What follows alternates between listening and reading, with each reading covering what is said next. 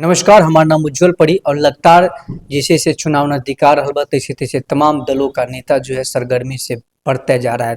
छपरा में 10 विधानसभा क्षेत्र है, 10 विधानसभा क्षेत्र में जन स्वराज ने अपना प्रत्याशी उतारा है और लगातार क्या दिख रहा है इस बार समीकरण सीधे मैं बात करेंगे जन स्वराज के युवा के जिला अध्यक्ष है हमारे शिवम कुमारी से सीधे बातचीत होगी। क्या कहेंगे शिवम जी, लगातार आपके प्रत्याशी 10 विधानसभा में प्रशांत जी ने भेजा है, क्या बन सकता है समीकरण?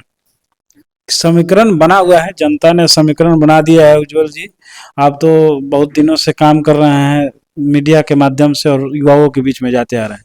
ये पहली बार कोई ऐसी व्यवस्था आई है जो छपरा के जो 10 विधानसभा कैंडिडेट हैं, आपने देखा होगा हर एक कैंडिडेट अपने आप में एक महत्वपूर्ण व्यक्ति हैं जो जन सुराज के साथ खड़े हैं और उनके साथ साथ जो भी संभावित प्रत्याशी हैं वो सभी लोग साथ में खड़े हैं। और ये जो स्थिति आप देख रहे हैं, आज जनसुराज की जो लहर चल रही है लोगों के बीच में, युवाओं के बीच में, महिलाओं के बीच में, बुजुर्गों के बीच में, उसका देन है जो मोदी जी में छटपटाहट गुजर चुकी है और वो छपरा में आ रहे हैं वोट मांगने के लिए। हम तो ये आश्चर्य कर रहे हैं, मोदी जी से क्वेश्चन करना कहेंगे, आप छपरा में किस मुद्दे पर वोट मांगिएगा? तीसरी चौथी बार छपरा की धरती पर वोट के आ रहे हैं। आप 2014 में भी आए थे।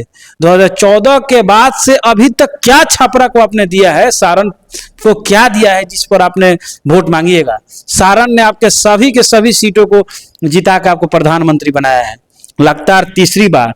लेकिन छपरा की, सारण की जनता को आपने अभी तक क्या दिया है? आपका क्या एजेंडा होगा?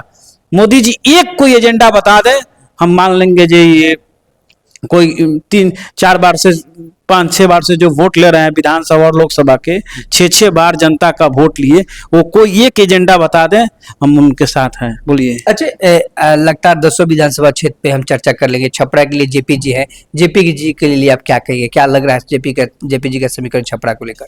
ये तो जेपी जी के लिए हम क्या कहेंगे, जेपी जी का जो कैंडिडेचर है, जो जेपी जी हम लोग के जन सुराज के साथ आए हुए हैं, जो छपरा जेपी जी जन सुराज के लिए इसलिए नहीं आए हुए, छपरा के लोगों के लिए आए हुए हैं। आप देखिए, जहां एक रूलिंग पार्टी 10 सालों से विधायक थी, वो विधायक का क्या कंडीशन था, एमपी का क्या कंडीशन, आज छपरा की क्या स्थिति है।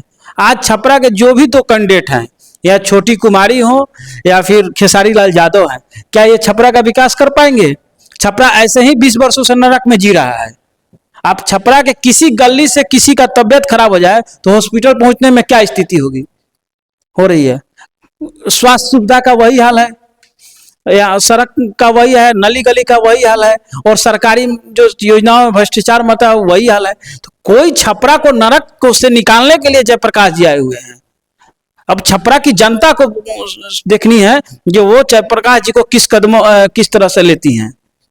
क्या कहेंगे, बगल में आपका माझी से है, माझी से भी आपका कैंडिडेट है, उनपे क्या कहेंगे माझी को लेकर? हाँ, अब देखिए, माझी का कैंडिडेट वाईवी गिरी साहब है, जो अपने राज्य के बहुत बड़े अधिवक्ता हैं, और ये वाईवी गिरी साहब चाहते थे कब का राज्यसभा सांसद बन सकते थे, एमएलसी बन सकते थे, लेकिन उन्होंने देखा कि जिस तरह से ये 35 सालों से बिहार को की जनता को मूर्ख बनाने का जो तिक्रमबाजी चल रहा है, वो उन लोगों को भी मैदान में उतरना पड़ा। आज जेपी जयप्रकाश बाबू को ही ले लीजिए, ये आईएएस हैं, आईपीएस रहे हुए हैं, कई लगभग उनका प्रोफाइल हमने देखा, पहले से भी जानते हैं। इन जयप्रकाश जी को तो भाजपा वाले कितना बार कोशिश किए जाकर मेरे साथ चुनाव लड़ लीजिए, लेकिन जयप्रकाश बाबू ने मना कर दिया, जो नहीं, भाजपा के साथ नहीं जाएंगे। आपका एक मुद्दा भाजपा के पास नहीं है जिससे हम वोट मांग के मैदान में उतर सके। जयप्रकाश जी ने जनसुराज को चुना और उन्होंने वीआरएस लिया, नौकरी को छोड़कर छपरा की जनता की सेवा करने के लिए आए हैं। और इनसे बढ़िया छपरा के लिए, इनसे बढ़िया माहौल, इनसे बढ़िया समय छपरा की जनता के लिए नहीं हो सकता है। इतने विद्वान, इतने अनुभवी और इतने माने सशक्त आदमी, कानून के से लेकर और प्रशासन पर अपनी पकड़ रखने वाले और प्रशासन को चलाने वाले लोगों को छपरा की जनता को एकदम जरूरी है। नहीं तो छपरा की जो स्थिति है और दिन पर दिन बदतर होते चली जाएगी। ये मैं कह रहा हूँ, छपरा के जनता से मैं निवेदन कर रहा हूँ, आपके माध्यम से कह रहा हूँ, ऐसे व्यक्ति को किस छपरा को जिताना है, छपरा के लोगों को अगर जिताना है तो स्कूल का बटन याद रखना है। क्या कहेंगे, लगातार एकमा में देव कुमार जी हैं, जिस तरीके से एकमा का समीकरण बना है, एकमा को लेकर आप क्या बात करेंगे? एकमा में देव कुमार जी बहुत ईमानदार व्यक्ति हैं। इसके पहले भी ईमानदार, इतनी ईमानदार नेता देव कुमार जी अन्य पार्टी में भी काम किए हैं। बहुत ईमानदार छवि के नेता हैं और उनको जनसुराज के से तो उम्मीदवार बनाया गया है। हम तो बोल रहे हैं जो हर एक जगह का प्रत्याशी अपने आप में एक अनुभवशील और जननायक की तरह है। मरहौरा सबसे हॉट सीट हो गया है, अभय जी को लेकर आप क्या कहेंगे? अभय सिंह आपके प्रत्याशी अभय सिंह चुनाव जीत चुके हैं और बहुत अच्छे मतों से अभय सिंह चुनाव जीत रहे हैं और अभय सिंह के पास भी काफी अनुभव है। वो कई बार जिला परिषद रहे, जिला परिषद चेयरमैन के लिए लड़ाई लड़ चुके हैं और उनके पास काम करने का तजुर्बा है। वो लोग जमीनी स्तर से उठ के वहां तक पहुंचे हैं और उनको जानकारी है। ये 20 वर्षों से जिस तरह से मरहौरा का तो विकास के मामले में बहुत दयनीय स्थिति है, उसको वहां मरहौरा की जनता को अभय सिंह मिले हुए हैं और भगवान भी साथ दिए हैं, प्राकृतिक भी साथ दिए हैं। ये देखिए वहां सारे कैंडिडेट को साइड कर दिए और डायरेक्ट अभय सिंह को लाए हैं और देखिए भगवान भी सारण की जनता के साथ, जनसुराज के साथ भी साथ दे रहे हैं, प्राकृतिक भी साथ दे रही है। और इस बार हमको लग रहा है कि अभय सिंह अच्छे खासे मतों से जीत रहे हैं चुनाव और उनकी जनता का अपार समर्थन मिल रहा है, मरहौरा की जनता, युवाओं, महिलाओं का।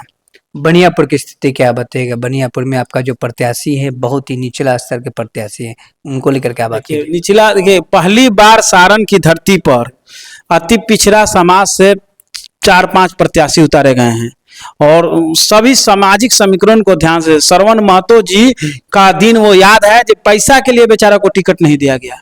श्रवण महतो जी वीआईपी पार्टी के बहुत बड़े नेता थे, लेकिन टिकट अलाउंस हो गया, सभी लोग को उनके नाम से टिकट लगा, लेकिन बेचारा पैसा, वहां जो टिकट की खरीद फरोख्त होती है, पैसा नहीं रहने के कारण बेचारा श्रवण महतो को 2 चुनावों में टिकट नहीं दिया गया। लेकिन ये बात जनसुराज ने देखा कि कोई मेरा पिछड़ा समाज का दबा व्यक्ति जिसको साधन संपन्न नहीं है, उसको भी हम चुनाव लड़ाएंगे, अपने खर्चे से चुनाव लड़ाएंगे और उनके साथ सारे लोग, श्रवण महतो के साथ सारे संगठन के लोग, सभी कोई एक एक पसीना, खून, धन संचय कर लगा रहे हैं और श्रवण महतो जी बहुत अच्छे मतों से जीत रहे हैं बनियापुर में चुनाव।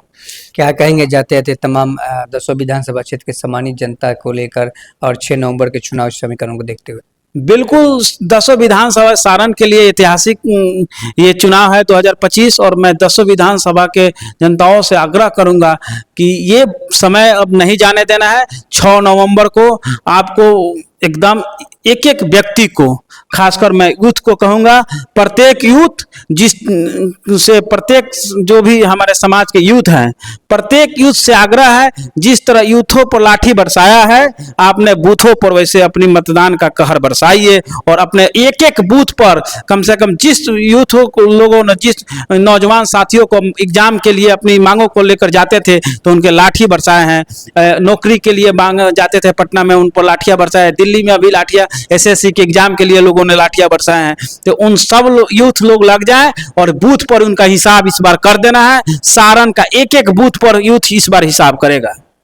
सीधे हमारे साथ शिवम जी से बातचीत हुआ, इन्होंने सीधे तौर पे कहा है कि जनसुराज जितने भी हमारे युवा साथी है, अगर इस बार आपने नीतीश की शासन देखा है, लालू जी के अपने शासन देखा है, तमाम अपने डंडे खाए हैं, तो कहीं ना कहीं आप प्रताड़ित हुए हैं बिहार के लोगों और हमारे बिहार के युवा। अगर आप चाहते हैं सत्ता बदलने के लिए तो इन्होंने सीधे तौर पे कहा कि प्रशांत को वोट कीजिए, बसपा पे वोट कीजिए। तमाम 6 नवंबर के तमाम चुनावी समीकरण 243 विधानसभा में सभी दलों के पार्टी और नेताओं ने अपना अपना विधायक प्रत्याशी उतारा है। तमाम बिहार वासियों से अपील, निवेदन होगा कि अच्छे लोगों को चुनना है, अच्छे लोगों को लाना है और बिहार के परिवर्तन के लिए, बिहार में सत्ता परिवर्तन के लिए, बिहार के विकास के लिए, अपने विधानसभा विकास के लिए अच्छे लोगों को वोट करें, सपोर्ट करें।